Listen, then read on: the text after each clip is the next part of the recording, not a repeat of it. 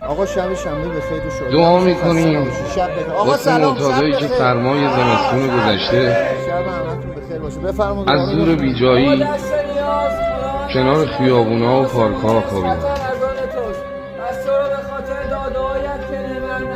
اگر اونا هم لیاقت دارن با کمک خدا به این حلقه عشق بپیوندن.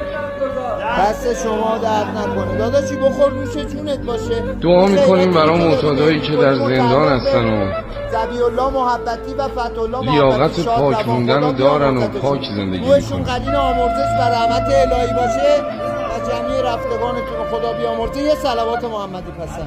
دعا میکنیم واسه پدرها و مادرهایی که محمد بخورید نوش جونتون. آقا عشق میزن تا فرزنداشون پاک بشن.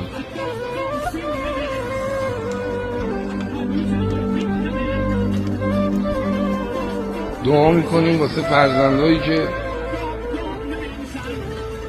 پدر یا مادر خودشونو